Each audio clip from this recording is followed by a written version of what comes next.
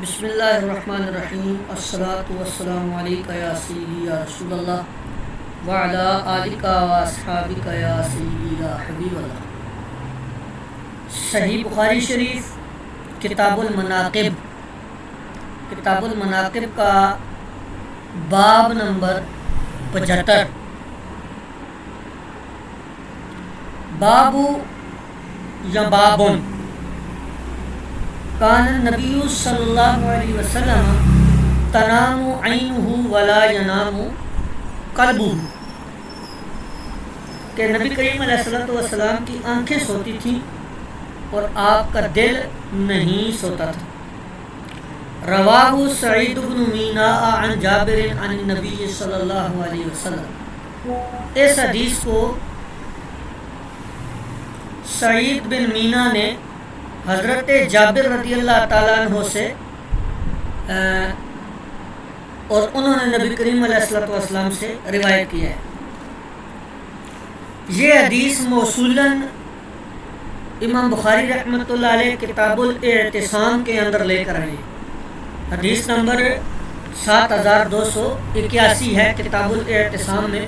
وہاں پر یہ جو تعلیقاً یہاں پر لے کر آئے ہیں، وہاں پر یہ مسنداً اور موصولاً لے کر آئے ہیں۔ دیکھیے، حدثنا عبداللہ بن مسلمۃ عن مالک عن سعید المقبری عن ابی سلمۃ بن عبد الرحمن انہ سأل عائشہ رضی اللہ عنہا کیف کان صلاۃ رسول اللہ صلی اللہ علیہ وسلم فی رمضان۔ حضرت عبد الرحمن بن عوف فرماتے ہیں کہ انہوں نے حضرت عائشہ صدیقہ رضی اللہ تعالی عنہا سے سوال کیا حضور علیہ السلام کی نماز کے بارے میں کہ آقا کریم صلی اللہ علیہ وسلم کی نماز کیسی تھی ماہ رمضان میں۔ تو فقالت، حضرت عائشہ نے فرمایا ما کان یزید فی رمضان ولا فی غیرہ، کہ نہیں تھی وہ زیادہ رمضان میں اور غیر رمضان میں۔ علی 11 رکعت، 11 رکعت سے زیادہ نہیں تھی۔ یصلی 4 رکعات، آپ 4 رکعت پڑھتے تھے۔ فلا تسأل، تو سوال نہ کر، عن حسنہن و طولہن، اس کی خوبصورتی اور طوالت کے بارے میں۔ ثم یصلی 4، پھر حضور 4 رکعت کے بعد پھر 4 رکعت پڑھتے تھے۔ فلا تسأل عن حسنہن و طولہن، تو مت پوچھ ان کے حسن، خوبصورتی اور طوالت کے بارے میں۔ ثم یصلی 3، پھر حضور 3 رکعت ادا کرتے تھے۔ فقلت یا رسول اللہ، تو میں نے عرض کیا اللہ کے رسول صلی اللہ علیہ وسلم تنام قبل ان توتر، کہ یا رسول اللہ آپ وطر پڑھنے سے پہلے سو جاتے ہیں۔ آقا کریم علیہ السلام نے فرمایا تنام عینی ولا ینام قلبی، کہ میری آنکھ سو جاتی ہے، میرا دل نہیں سوتا۔ یہ روایت کتاب التہجد میں گزر چکی ہے، حدیث نمبر 1147 پر۔ آگے دیکھیے اگلی روایت، حدثنا اسماعیل حدثنی اخی۔ یہ حدثنی اخی کون ہے؟ یہ نیچے دیا ہوا ہے نا، ہوا ابو بکر اسمہ عبد الحمید، ابو بکر عبد الحمید نام ہے اس کا، اسماعیل کے بھائی کا۔ عن سلیمان عن شریک بن عبداللہ بن ابی نمیر قال سمعت انس بن مالک، حضرت انس بن مالک رضی اللہ تعالیٰ عنہ سے عبداللہ بن ابی نمیر نے سنا کہ یحدثنا، وہ حدیث بیان کر رہے تھے ہمیں، کون؟ حضرت انس بن مالک، عن لیلۃ اسریہ، شب معراج کے حوالے سے۔ لیلۃ المعراج جو تھی اس کے بارے میں، بن نبی کریم علیہ السلام کی، نبی کریم علیہ الصلوۃ والسلام کو جو لیلہ اسرا کا واقعہ ہوا تھا وہ حدیث بیان کر رہے تھے، من المسجد الکعبۃ، مسجد کعبہ سے جب آپ رات کو نکلے، جاء ثلاثۃ نفر،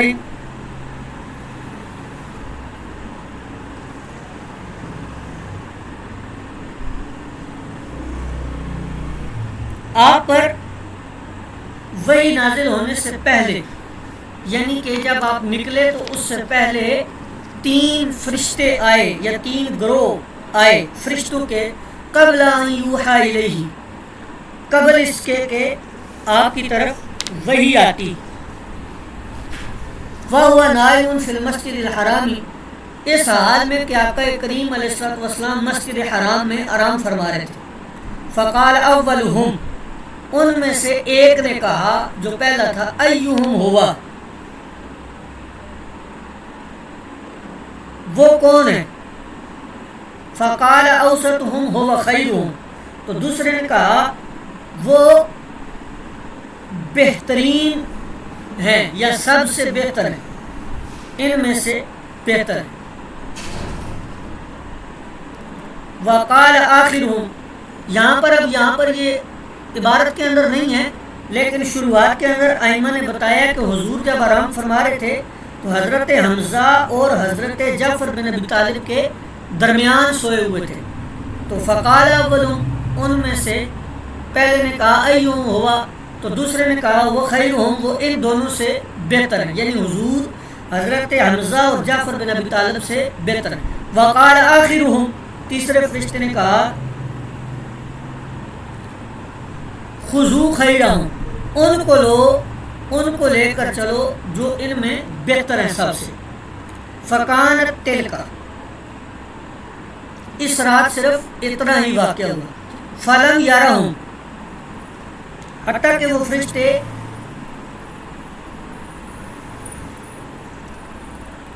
فلم یرہم، آپ نے ان کو نہیں دیکھا، حتیٰ جاءوا لیلۃ اخری، پھر وہ فرشتے ایک اور رات میں آئے، فیما یرا قلبہ، وہ رات ایسی تھی کہ اس میں آپ اپنے قلب اطہر سے دیکھ رہے تھے، والنبی نائمۃ عیناہ، اور نبی کریم علیہ الصلوۃ والسلام کی آنکھیں سوئی ہوئی تھیں، ولا ینام قلبہ، دل نہیں سویا ہوا تھا، وَكَذَلِكَ الْأَنْبِيَاءُ، وَكَذَلِكَ، اور اسی طرح الْأَنْبِيَاءُ تَنَامُ أَعْيُنُهُمْ، انبیاء کی آنکھیں سوتی ہیں، ان کے دل نہیں سوتے۔ فَتَوَلَّاهُ جِبْرِيلُ، پھر حضرت جبریل نے آپ کو ساتھ لیا، ثُمَّ عَرَجَ بِهِ إِلَى السَّمَاءِ، آپ آسمان کی طرف بلند ہوئے۔ اب یہاں پر ایک اعتراض واقع ہوتا ہے، وہ اعتراض یہ ہے، آپ کو معراج بیداری میں کرائی گئی، اور اس حدیث میں تو مذکور ہے کہ حضور اس وقت سوئے ہوئے تھے، اس کا کیا جواب ہے؟ اس کا جواب یہ ہے کہ اگر تو معراج متعدد بار ہوئی ہے تو پھر اس میں کوئی اشکال نہیں ہے، اور اگر معراج ایک بار ہی ہوئی ہے، اس کا جواب یہ ہے کہ اس حدیث میں مذکور ہے جب فرشتہ پہلی بار آپ سے ملا تو آپ سوئے ہوئے تھے، اس میں یہ مذکور کہیں نہیں ہے کہ آپ پورے واقعہ معراج میں ہی سوئے ہوئے تھے، ایسا کہیں بھی نہیں۔ باب علامات النبوۃ فی الاسلام، زمانہ اسلام میں نبوت کی علامات، یہاں سے آقا کریم صلی اللہ علیہ وسلم کے معجزات کا بیان ہے، یہ پورے کا پورا باب، اس میں حضور علیہ السلام کے معجزات ہیں، جیسے کہ آپ کی برکت سے کم پانی زیادہ ہونے کا معجزہ، جہاں عادتاً پانی نہ ہو وہاں سے پانی نکالنے کا معجزہ، جیسا کہ آپ کی انگلیوں سے چشمے جاری ہوئے، اسی طرح حضور علیہ السلام کی انگلیوں سے جو چشمے جاری ہوئے تھے، آپ کا یہ معجزہ، اس کا آپ کی خصوصیت سے ہونا، کم کھانے کو زیادہ کرنے کا معجزہ، صحابہ کرام کا کھانے کی تسبیح کو سننا بھی حضور علیہ السلام کو معجزہ ہے۔ اسی طرح طعام اور کنکریوں کے تسبیح پڑھنے کی متعدد حدیث کا اس میں ذکر ہوا ہے۔ حضور علیہ السلام کی دعا فی الفور مستجاب ہو جاتی تھی۔ آقا کریم علیہ السلام نے کہیں دعا کی تو بادل امنڈ آئے اور بارش ہو گئی شروع۔ کہیں پر حضور علیہ السلام کے لیے اس باب کے اندر وہ جو کھجور کا تنا رویا تھا، استون ہنانا جسے کہتے ہیں، آقا کریم علیہ السلام کے فراق میں جب وہ ممبر بن گیا تھا، وہ بیان ہوا۔ اسی طرح بعض احادیث ایسی ہیں جو حضور علیہ السلام کے علوم غیبیہ کی خبریں دیتی ہیں۔ تو اس باب کو آپ احباب خود مطالعہ کریں گے، کیونکہ اس باب کے اندر تشریح طلب روایت کوئی بھی نہیں۔ اسی طرح بعض روایات میں نبی کریم علیہ السلام کا بیماروں کی عیادت کرنا اور ان کو تسلی دینا، قبر کا گستاخ رسول کو قبول نہ کرنا، اس حوالے سے بھی اس باب کے اندر ایک حدیث آ گئی۔ اسی طرح کیسر و کسرا کے متعلق حضور علیہ السلام کی پیشن گوئی کہ کیسر و کسرا کے بعد، ان کی ہلاکت کے بعد کوئی کیسر نہیں ہوگا اور کسرا کی ہلاکت کے بعد کوئی نہیں ہوگا۔ پھر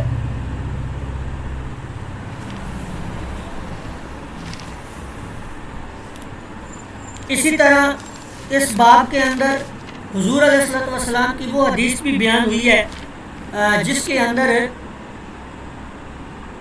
سیدہ فاطمہ الزہرا رضی اللہ تعالی عنہا کو حضور علیہ السلام نے سرگوشی کی تھی تو آپ رونے لگ پڑی، اور دوسری مرتبہ سرگوشی کی تو آپ مسکرانے لگ پڑی۔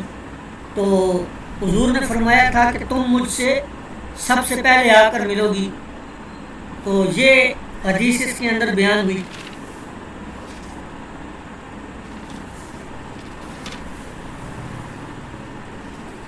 اسی طرح ایک خواب حضور علیہ السلام نے ایک خواب دیکھا تھا کہ ایک میدان میں لوگ جمع ہیں، ابو بکر اٹھے اور انہوں نے پانی نکالا ڈول کے ذریعے، اور ان کے ڈول سے پانی نکالنے میں کچھ ذوف تھا، اللہ تعالیٰ ان کی مغفرت کرے۔ پھر عمر نے اس ڈول کو لیا، ان کے ہاتھ میں وہ بڑا ڈول ہو گیا، ڈول جو تھا وہ بڑا ہو گیا، اور میں نے لوگوں پہ غیر معمولی کام کرنے والا شخص نہیں دیکھا جو ان کی طرح کام کر سکے۔ تو یہ حدیث ہے حضرت عمر رضی اللہ تعالیٰ عنہ اور حضرت ابوبکر صدیق رضی اللہ تعالیٰ عنہ کے فضائل میں۔ یہ حدیث نمبر 3571 سے لے کر 3636 تک چلے گی آپ کی کتاب میں۔ تو یہ ساری حدیث حضور کریم علیہ السلام کے معجزات، آپ کے کمالات، فیوز و برکات کے حوالے سے ہیں یہ روایات۔ اس باب کو آپ لوگ خود مطالعہ فرمائیں گے، اس کے اندر کوئی بھی ایسی چیز زیر بحث نہیں ہے جو تشریح طلب ہو، اس لیے اس روایت کو، اس باب کو آپ خود دیکھیں گے۔ آگے دیکھیں باب قول اللہ تعالی یعرفونہ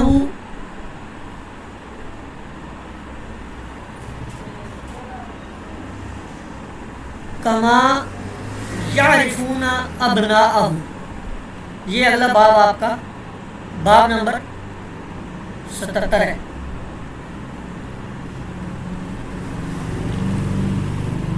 باب قول اللہ تعالی یعرفونہ کما یعرفون ابناءہم وَإِنَّ فَرِيقًا مِّنْهُمْ لَيَكْتُمُونَ الْحَقَّ وَهُمْ يَعْلَمُونَ۔ یہ باب ہے اللہ تعالیٰ کے اس فرمان اقدس کے بارے میں کہ وہ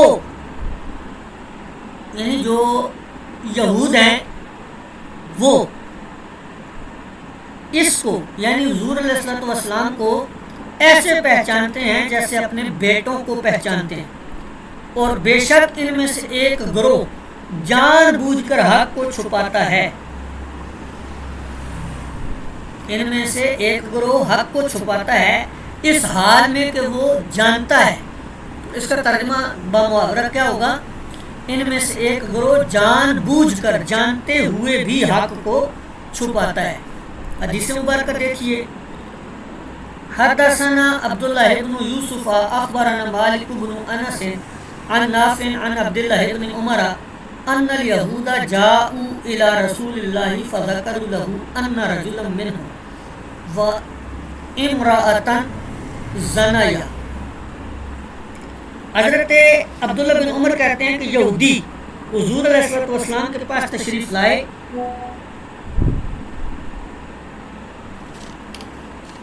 پس انہوں نے یہودی حضور علیہ السلام کے پاس تشریف آئے، حاضر ہوئے آپ کی بارگاہ میں، تو انہوں نے آپ سے ذکر کیا کہ ان میں ایک مرد اور ایک عورت نے کیا کیا ہے؟ زنا کیا ہے۔ فقال لهم رسول اللہ صلی اللہ علیہ وسلم، تب آقا کریم علیہ السلام نے ان کو کہا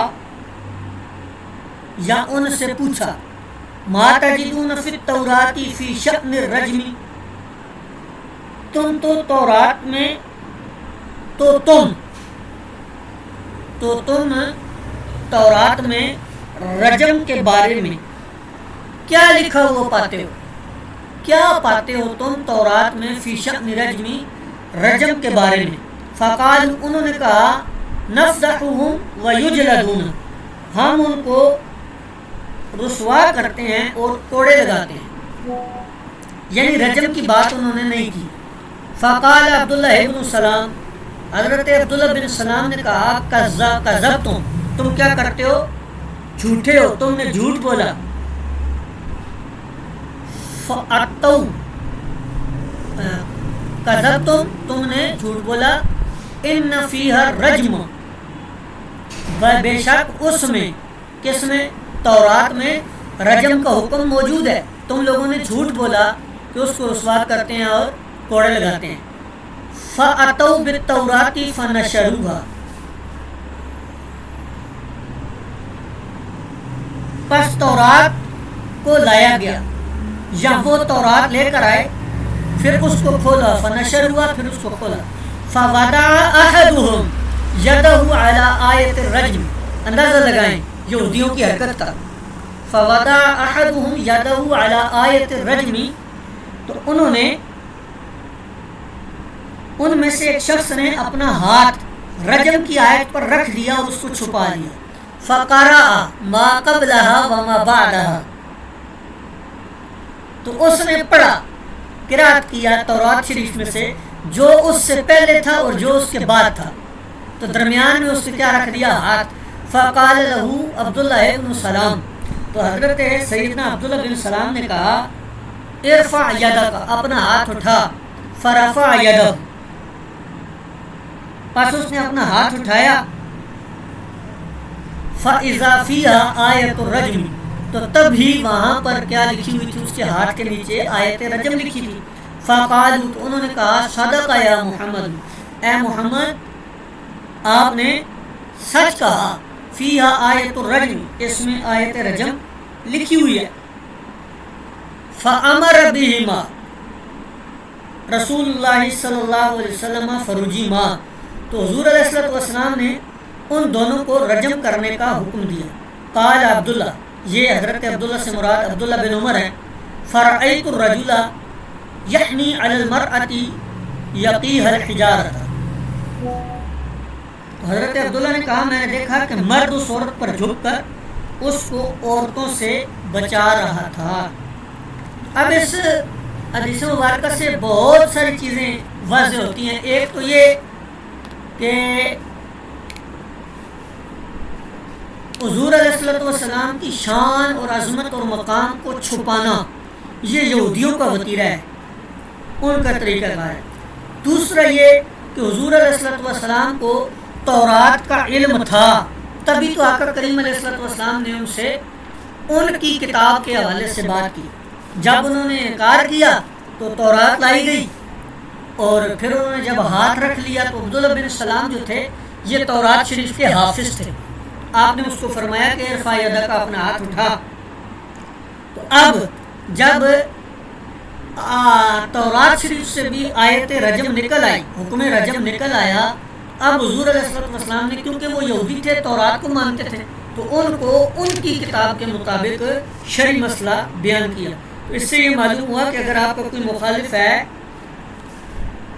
یا آپ سے کوئی اختلاف رکھتا ہے تو اس کو اس کی کتاب سے دلیل پیش کرنا یہ سنت نبوی صلی اللہ تعالی علیہ وسلم ہے۔ آگے دیکھیں، باب سؤال المشرکین ان یریہم النبی صلی اللہ علیہ وسلم آیتا فاراہم انشقاق القمر،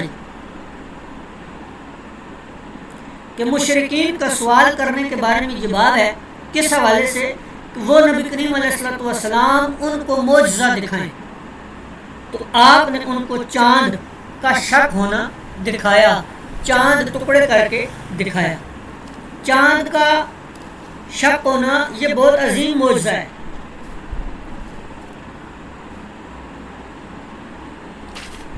دیکھیے حدیث، حدثنا صدقۃ بن الفضل اخبرنا ابن عیینۃ عن ابن ابی نجیع عن مجاہد عن ابی معمر عن عبداللہ بن مسعود رضی اللہ تعالی قال انشق القمر علی عہد النبی شقتین۔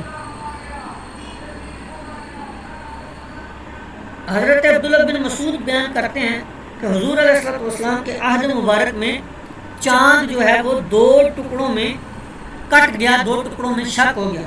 فقال النبی، تو نبی کریم علیہ السلام نے فرمایا اشہدو، گواہ ہو جاؤ، کس پر؟ یہ نیچے آپ دیکھیں بین السطور لکھا ہوا ہے، اشہدو، گواہ ہو جاؤ، کس پر؟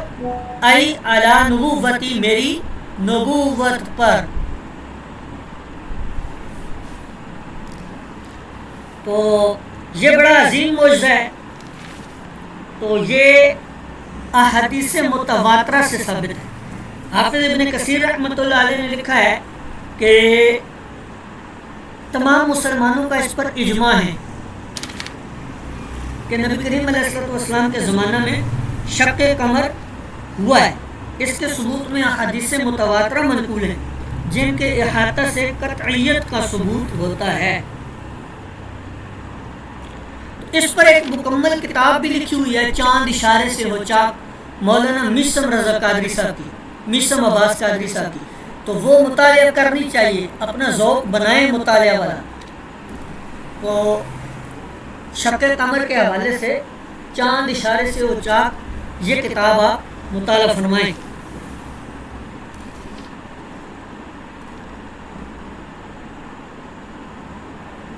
اگلا باب دیکھیں، اگلی حدیث دیکھیں۔ حدثنا عبداللہ بن محمد حدثنا یونس حدثنا شیبان عن قتادہ عن انس بن مالک رضی اللہ تعالی عنہ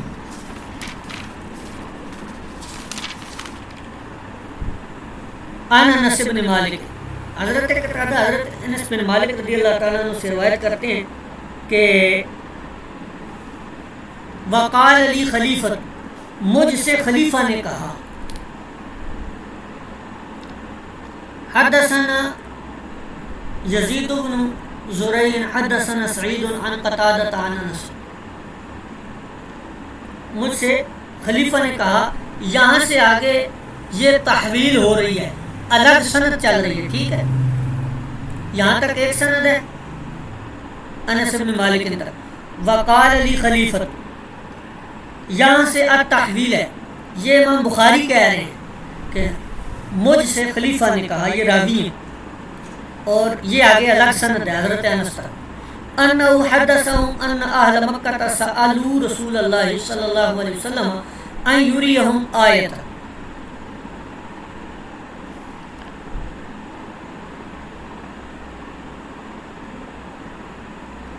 کہ حضرت انس بن مالک کہتے ہیں کہ انہو حدثہم، ان لوگوں نے یہ حدیث بیان کی کہ جو اہل مکہ نے رسول اللہ صلی اللہ علیہ وسلم سے سوال کیا کہ وہ ان کو کوئی نشانیوں میں سے کوئی نشانی دکھائیں، معجزہ دکھائیں، فَأَرَاهُمْ انشقاق القمر، تو انہوں نے حضور علیہ السلام نے ان کو چاند ٹکڑے کر کے دکھایا۔ اب یہاں پر حضرت انس بن مالک کہتے ہیں انہو حدثہم، تو یہ کیوں کہہ رہے ہیں؟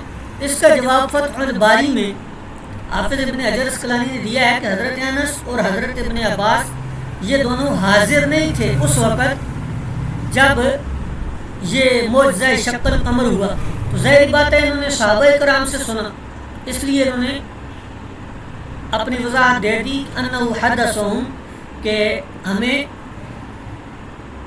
ان لوگوں نے بیان کیا جو اس وقت حاضر تھے۔ اگلا باب دیکھیں، بابن۔ اب اس پہ امام بخاری رحمۃ اللہ علیہ نے کوئی بھی عنوان نہیں باندھا، تو یہ امام بخاری رحمۃ اللہ علیہ کی ایک عادت ہے بخاری شریف کے اندر، یہ اسلوب ہے آپ کا کہ آپ جب کسی باب کو بمنزلہ سابقہ باب کے فصل میں لانا چاہتے ہیں، یعنی سابقہ باب کی فصل یا نو بنانا چاہتے ہیں، تو وہاں پر پھر باب لکھ کر چھوڑ دیتے ہیں۔ اس کا مطلب یہ ہوتا ہے کہ یہ اوپر والے باب کی ہی متعلقہ باب ہے، اس سے ہی بمنزلہ فصل تعلق رکھتا ہے۔ تو حدیث دیکھیے، حدثنا محمد بن المثنى حدثنا معاذ حدثني ابي عن قتادة حدثنا انس رضی اللہ تعالی عنہ ان رجلین، یہ دو کون تھے؟ عباد بن بشر اور اسید بن حضیر رضی اللہ تعالی عنہ۔ ان رجلین، بے شک دو افراد یا دو مرد، من اصحاب النبی، نبی کریم علیہ السلام کے صحابہ میں سے، خرج من عند النبی صلی اللہ علیہ وسلم، نکلے حضور علیہ السلام کے پاس سے، فی لیلۃ مظلمۃ، اندھیری رات میں، ومعہما مثل المصباحین، اور ان دونوں کے ساتھ چراغ کی مثل کوئی چیز تھی، یضیئان بین ایدیہما، وہ ان دونوں کے آگے آگے روشنی کر رہی تھی۔ فلما افترقا، تو جب وہ جدا ہوئے، الگ الگ ہوئے اپنے اپنے رستوں پر، صار مع کل واحد منہما، تو وہ جو روشنی تھی وہ بھی ان میں سے ہر ایک کے ساتھ ہو گئی، حتی اتا اہلہ، یہاں تک کہ وہ اپنے گھر پہنچ گئے۔ اب اس میں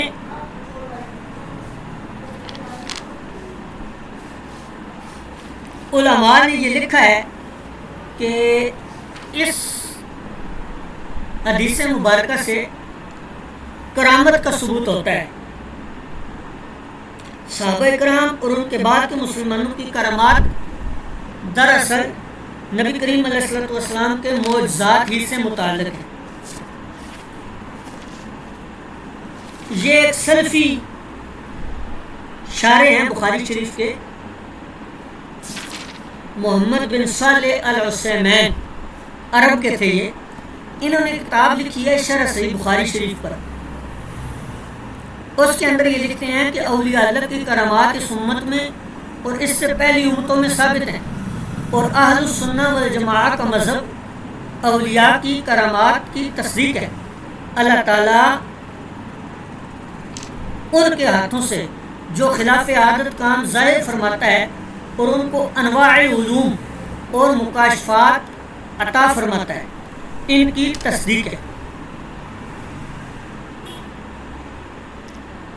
تو اس حدیث سے واضح ہے، اس میں اور کوئی تشریح کی نہیں ہے۔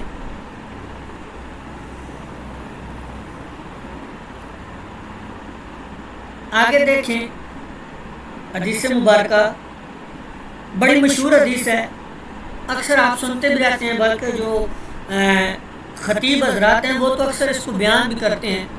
حضرت قیس کہتے ہیں کہ میں نے مغیرہ بن شعبہ سے انہوں نے نبی کریم علیہ الصلوۃ والسلام سے بیان کیا کہ لا یزال الناس من امتی ظاہرین، کہ میری امت ہے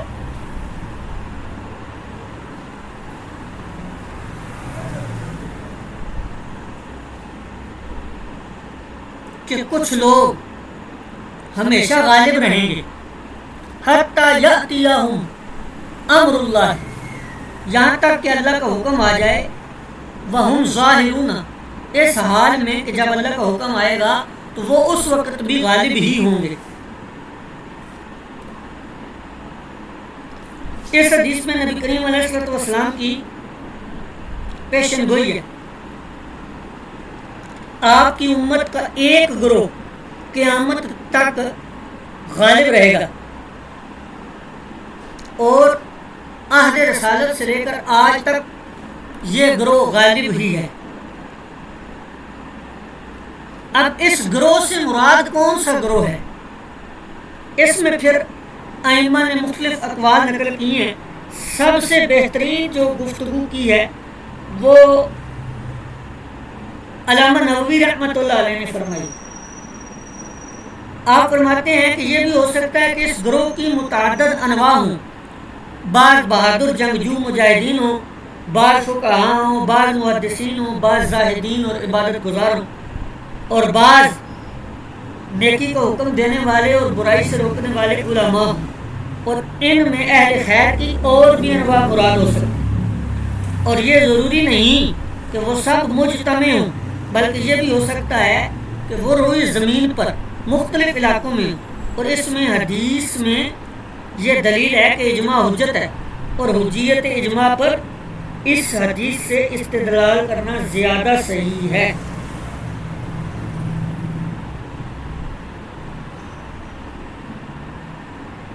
اگلی حدیث مبارکہ دیکھیں۔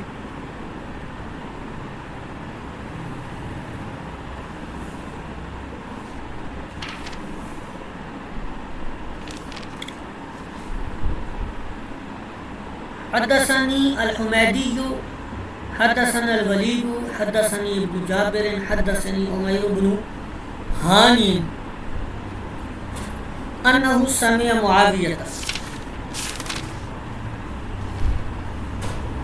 حضرت ابن جابر کہتے ہیں کہ مجھے حدیث بیان کی عمیر بن ہانی نے، وہ کہتے ہیں کہ میں نے حضرت معاویہ رضی اللہ تعالیٰ عنہ سے سنا ہے، وہ بیان کرتے ہیں کیا؟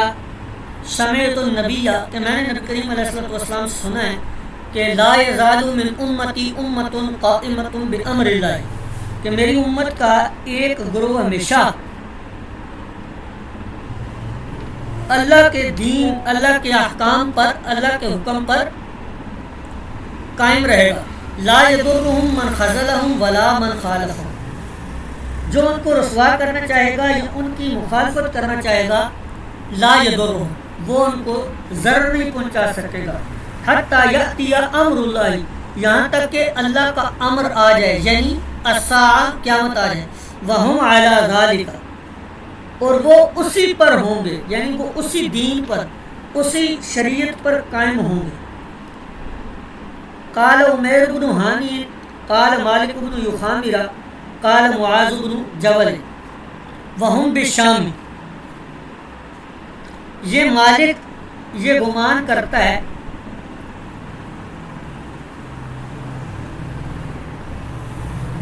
حضرت معاذ نے کہا، وہ اس وقت شام میں تھے،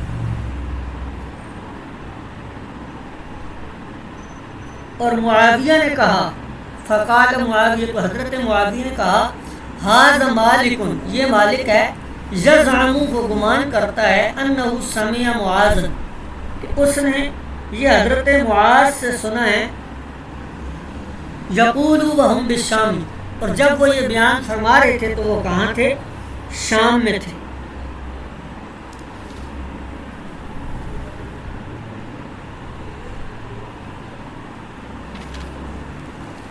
تو یہ حدیث بھی واضح ہے بالکل۔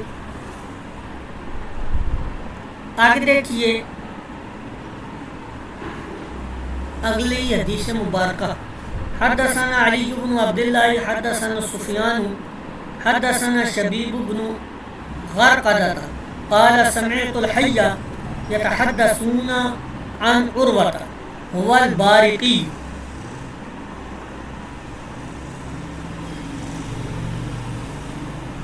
شبیب بن غرقدہ کہتے ہیں کہ انہوں نے کہا میں نے الحی سے سنا، وہ حدیث بیان کرتے ہیں عروہ سے. انہوں نے بتایا حضرت عروہ نے کہ ان النبی صلی اللہ علیہ وسلم اعطاها دینارا یشتری لہ بہ شاۃ، کہ نبی کریم علیہ السلام نے انہیں یعنی حضرت عروہ کو ایک دینار عطا کیا کہ وہ اس سے آپ کے لیے ایک بکری خریدے. فاشترى له بہ شاتین، انہوں نے 2 بکریاں خرید لی.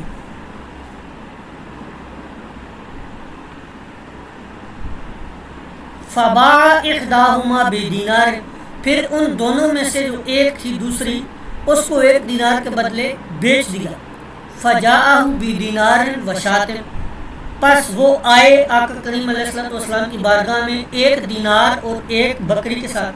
فدعا لہ بالبرکۃ فی بیعہ، آقا کریم علیہ السلام نے ان کے لیے خرید و فروخت میں برکت کی دعا کی. فکان لو اشتری التراب لربح فیہ، پھر اگر وہ مٹی کو بھی ہاتھ لگاتے یا خریدتے تو ان کو اس میں بھی کیا ہوتا؟ نفع ہوتا.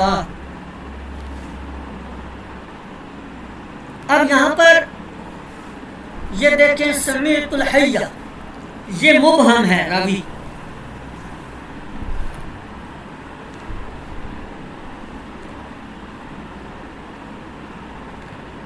تو علامہ زرہونی المالکی المغربی رحمۃ اللہ علیہ نے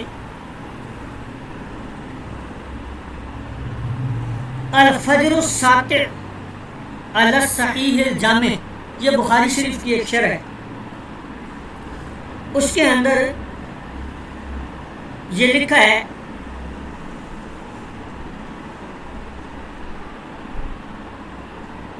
کہ یہ شبیب اور عروہ کے درمیان، یہاں پر آپ دیکھیے گا، آپ شبیب اور عروہ کے درمیان الحی کا واسطہ مبہم ہے اور یہ امام بخاری کی شرط کے خلاف ہے.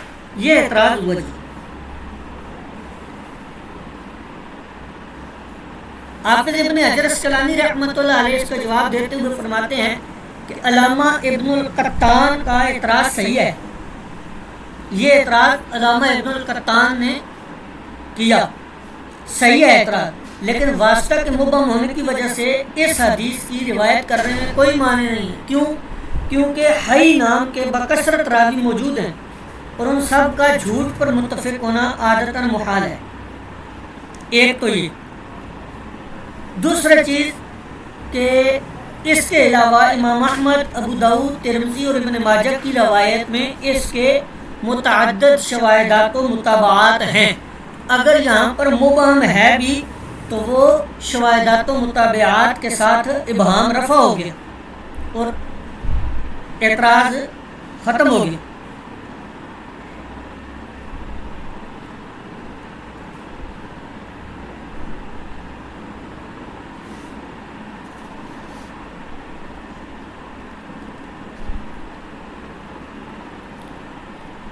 آگے دیکھیے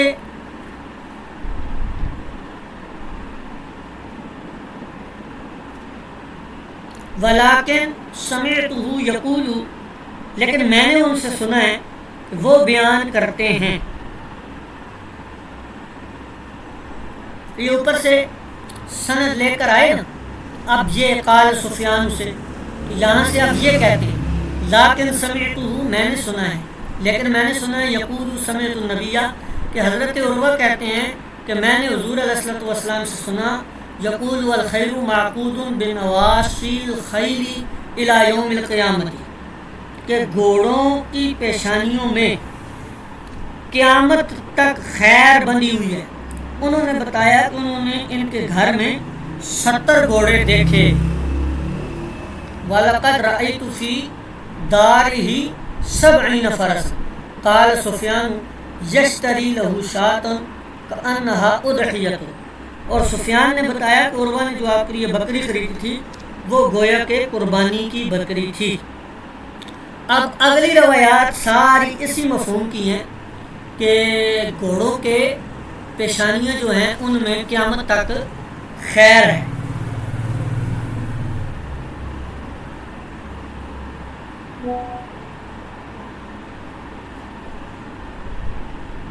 اب یہاں پر دیکھیں آپ، حدثنا عبداللہ بن مسلمۃ عن مالک عن زید بن اسلم عن ابی صالح السمان عن ابی ہریرہ عن النبی الخیل ثلاثۃ،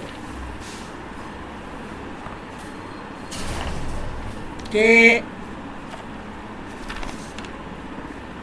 گھوڑے جو ہیں وہ 3 قسم کے،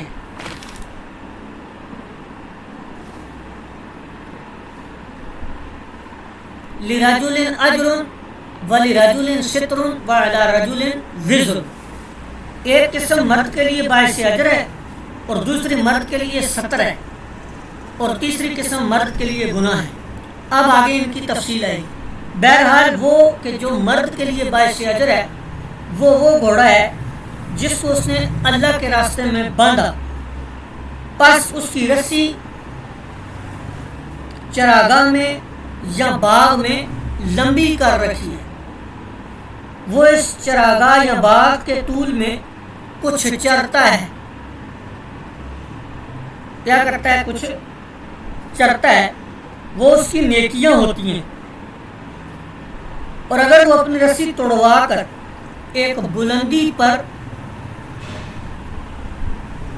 یا 2 بلندیوں پر جائے تو اس کی لید بھی نیکیاں قرار پاتی ہیں۔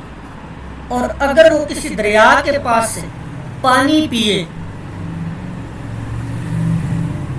دریا کے پاس سے گزر کر پانی پیے، خواہ مالک کا ارادہ اس کو پانی پلانے کا نہ ہو، تو یہ بھی اس کی نیکیاں شمار ہوتی ہیں۔ یہ پہلا گھوڑا ہے۔ دوسرا گھوڑا کون سا ہے؟ فرماتے ہیں کہ دوسرا وہ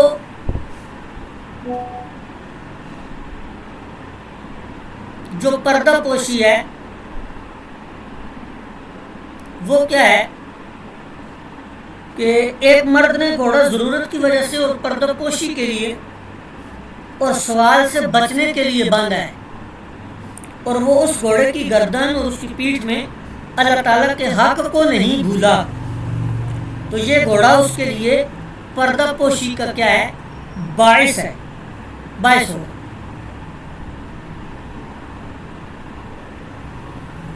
اور تیسرا کہ جو گناہ ہے وہ کیا ہے؟ اور تیسری قسم یہ ہے کہ ایک مرد نے گھوڑا باندھا لیکن فخر اور ریاکاری، نمود و نمائش کے لیے یا مسلمانوں سے عداوت کرنے کے لیے باندھا، تو یہ گھوڑا جو ہے یہ باعث گناہ ہے۔ پھر حضور علیہ السلام سے گدھوں کے بارے میں سوال کیا گیا تو حضور علیہ السلام نے فرمایا ان کے متعلق مجھ پر کوئی چیز نازل نہیں ہوئی ما سوا جامع اور منفرد آیت کے کہ سو جو شخص ایک ذرہ کے برابر نیکی کرے تو وہ بھی جزا پائے گا، اور جو ایک ذرہ کے برابر گناہ کرے وہ بھی کیا کرے گا؟ اس کا سزا اس کی پائے گا۔ اب اس حدیث میں بھی گھوڑوں کی 3 اقسام بیان ہو گئی، اور حضور علیہ السلام کو معجزہ غیب کی خبر بھی ثابت ہو گیا کہ حضور نے 3 قسم کے افراد بتائے جو گھوڑے باندھتے ہیں۔ اس باب کی آخری حدیث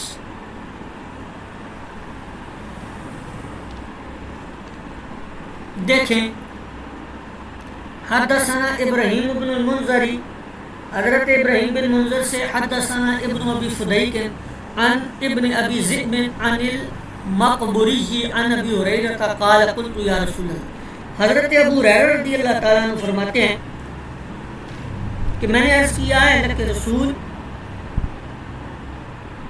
انی سمعت منک حدیثا کثیرا فانساہ، کہ میں آپ سے سنتا ہوں کثیر باتیں پھر بھول جاتا ہوں، قال ابسط رداءک، تو اپنی چادر کو بچھا. حضور علیہ السلام نے فرمایا اپنی چادر کو بچھا. فبسطته فغرف بیدہ فیہ ثم قال ضمہ. سو انہوں نے اپنی چادر بچھائی، کہتے ہیں میں نے اپنی چادر بچھائی. حضور علیہ السلام نے ہوا میں سے ایک لپ بھر کر اس میں ڈال دیا. پھر فرمایا ضمہ، اس کو ملا لو یا اس کو لپیٹ لو. فضممتہ، پس میں نے اس چادر کو لیا اور اپنے سینے کے ساتھ لگا لیا یا اپنے ساتھ ملا لیا. فما نسیت حدیثا بعد، میں اس کے بعد کوئی بات کوئی حدیث جو حضور سے سنی ہوتی تھی وہ نہیں بھولتا تھا. تو یہاں پر کتاب المناقب جو حضور علیہ السلام کے حوالے سے حدیث تھی وہ مکمل ہوگی. اب آگے کتاب فضائل الصحابہ شروع ہوگی، یا اس کو بعض نسخوں میں کتاب مناقب الصحابہ بھی بیان کیا گیا. اگلی کتاب شروع ہوگی. انشاءاللہ اس کو ہم آئندہ کل کے درس میں لے کر چلیں گے. آج کتاب المناقب ہماری بطریق معجزات وغیرہ حضور کے اور حضور کے حوالے سے جو احادیث تھیں وہ بیان ہوئی.